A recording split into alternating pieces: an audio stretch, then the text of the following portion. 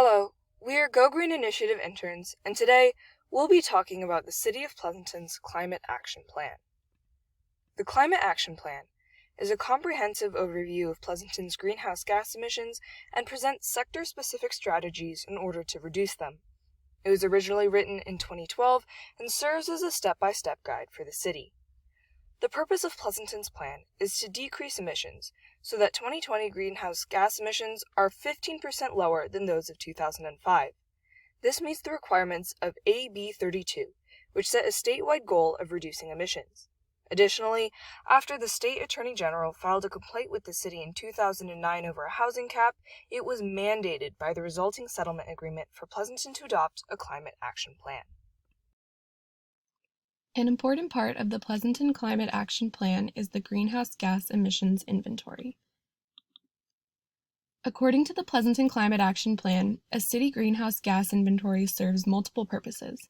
It quantifies greenhouse gas emissions that result from residential, municipal, and business activities, creates an emissions baseline that allows the city to set targets for emission reductions and measure progress, and details where emissions originate from. This information helps the city establish and implement policies and strategies to reduce GHG emissions. The City of Pleasanton developed its first GHG inventory in 2008, which measured GHG emissions from 2005 in order to establish a baseline for emissions. As part of the development of the Pleasanton Climate Action Plan, the 2005 inventory was reviewed and the baseline was revised in order to more accurately represent emissions in Pleasanton by breaking the emissions into categories. The revised inventory also developed projections for future GHG emissions based on population and job growth, as well as an emissions reduction goal for 2020.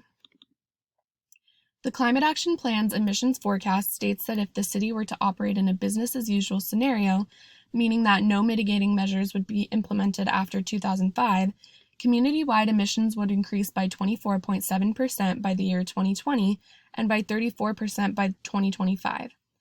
In response to this, a reduction target of 15% below the 2005 baseline by 2020 was developed. This goal is consistent with the Assembly Bill 32 goal of reducing emissions to levels equivalent to 1990 emissions. This is a qualified climate action plan because it accommodates growth without hindering AB 32 goals. This graph contrasts the projected increase in emissions under a business-as-usual scenario with the target emissions of reduction of 15% by 2020. A variety of different measures were put in place to reduce the impact of state emissions for mostly transportation and power generation. For example, the Pavley Bill was written to specifically lower vehicle emissions and is expected to reduce on-road transportation greenhouse gas emissions by 19.7% by the year 2020. Furthermore, there is the Renewable Portfolio Standard under the AB 32 that should provide significant emission reduction benefits for the City of Pleasanton. The RPS requires increased production of energy from renewable sources such as solar, wind, and geothermal. On top of that, electricity providers must increase their renewable portfolio by 1% each year until reaching 33% by the year 2020. In addition, the 2020 Renewable Portfolio Standard is expected to reduce business emissions by approximately 14.6%, which should remain constant through the year 2025. These measures and bills were put in place to help maintain a sustainable community and ensure the beneficial effects were not reversed with time. The Climate Action Plan also outlines greenhouse gas reduction strategies that target specific sectors and provides ways to reduce GHG emissions in those areas. One of these focuses is in land use and transportation. In 2005, the baseline year that many of the projections use, transport emissions accounted for 55% of Pleasanton's emissions inventory, the largest component recorded. There were also 2.6 million vehicle miles traveled that year, largely due to the fact that 50% of the workforce lived and commuted from outside of the Tri-Valley, a similar trend seen today in Pleasanton and the Greater Bay Area. Measurements are predicted to only increase by 2020 with the business-as-usual model.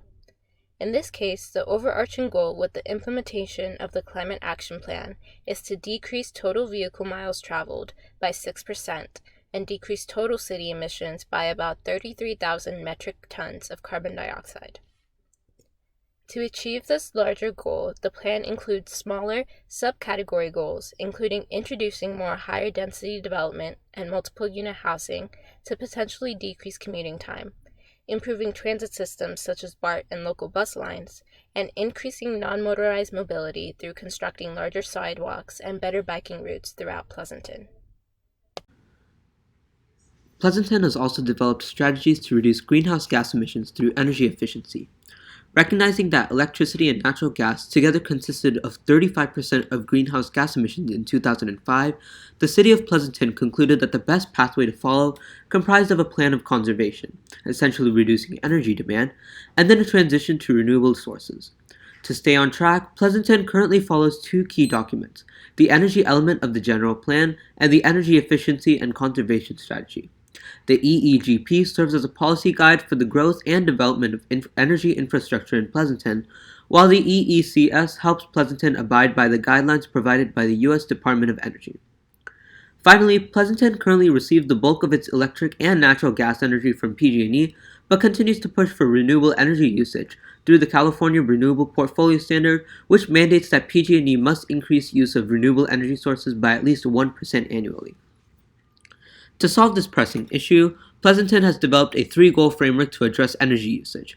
Goal 1, reducing community energy usage, consists of incentives and public awareness programs to increase citizen awareness to increase conservation. Goal 2, reducing energy used by municipal operations, uses the Green Building Ordinance to promote energy efficiency. Finally, Goal 3, which promotes an increase in renewable energy generation, implements local and on-site renewable energy sources. Together, Pleasanton uses this framework to reduce energy usage and greenhouse gas emissions. Another way Pleasanton is aiming to combat climate change is to minimize solid waste. Enormous amounts of energy are utilized to make the material products that city residents purchase, use, and discard. 40 to 70 times more waste is generated from product manufacturing than with their disposal to the landfill.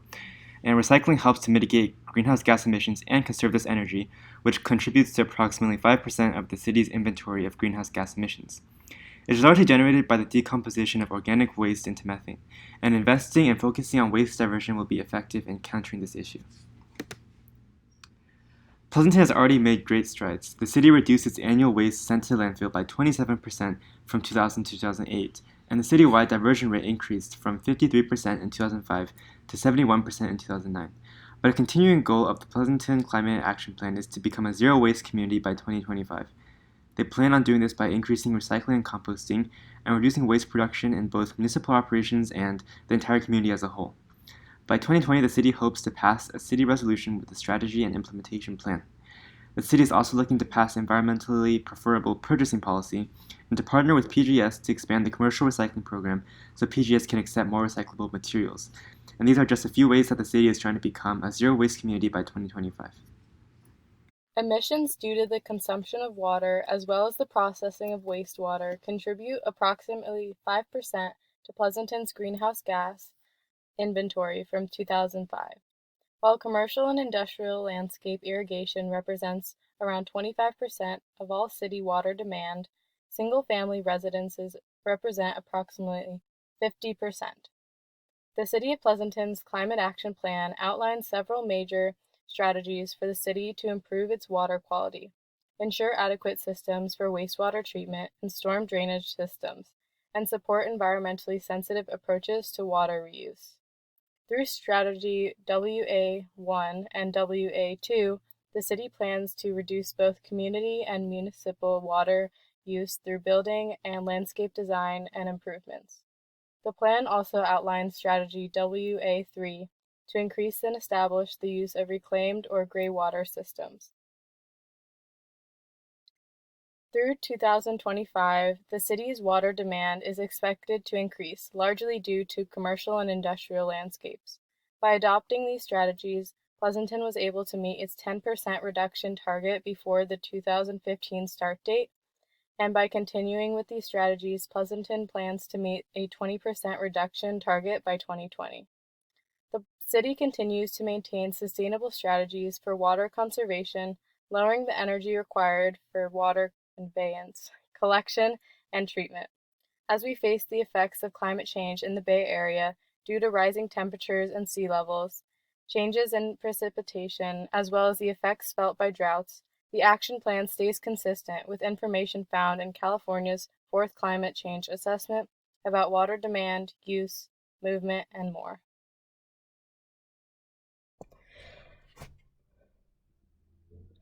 A large part of this plan is community engagement, aka you, your family, your friends, and every other individual in the city of Pleasanton, creating environmentally friendly habits.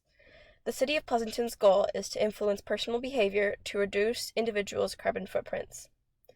Their strategy is to provide information and resources to the community, implement outreach programs for local businesses and residents, and to partner with schools to promote sustainability efforts. The city will develop a public outreach and education strategy that includes a dedicated website and the design and publication of materials that can be distributed at city offices and community events. The community will be educated on topics such as the benefits of well-designed, higher-density development, promoting the use of transit, ride-sharing, bicycling, and walking, promoting ways to improve vehicle fuel efficiency, promoting recycling and composting by all residents, encouraging residents to grow food in home and community gardens using methods such as organic inputs and compost, and promoting water conservation and use of drought-resistant landscaping. Preparing Pleasanton for climate change. Sea level rise, public health problems, and different natural resource conditions are all affecting the climate of the Bay Area. Expected local impacts such as higher temperatures and extreme weather events, wildfires, and water uncertainty lead to local vulnerabilities, including public health, water management, food, ecosystems, and energy management. Pleasanton's current adaptation plan is to increase public awareness, assess vulnerability, establish goals, prioritize actions, and execute ongoing monitoring and adaptive management. Similarly, the California Climate Assessment is promoting integrating climate actions and sustained monitoring and research to increase ability to understand the impacts of climate change. The fifth and final section of the Climate Action Plan is monitoring and implementation. Turning measures into actual emission reduction requires changes to municipal code, systems to track implementation, and development of funding programs. As previously mentioned, community involvement is key as many measures rely on active public participation. In terms of monitoring the program, every 5 years, the plan undergoes adjustments and change of strategy as necessary. Greenhouse gas emissions are reviewed and their inventory is updated on the same 5-year basis, and if goals aren't met, the city reevaluates said goals to make them more achievable for the public. Their website is updated annually to present development and gauge success. Implementation requires collaboration and cooperation between the city and transit services like BART and LAVTA, as well as outside services like PG&E and the Zone 7 Water Agency. The plan outlines short-term goals for 2011 to 12, 2013 to 14, and 2015 onwards, all focused on more efficient energy as well as better transportation and land use. Pleasanton also lists their existing funding for the plan and potential future funding. We've already touched on how the climate change assessment plays into the aspects of the Pleasanton Climate Action Plan, but to make the source more useful, the assessment has also included a list of comprehensible tools on the website, available to community leaders. The toolkit includes CalAdapt, CHAT, USGS, and CERI.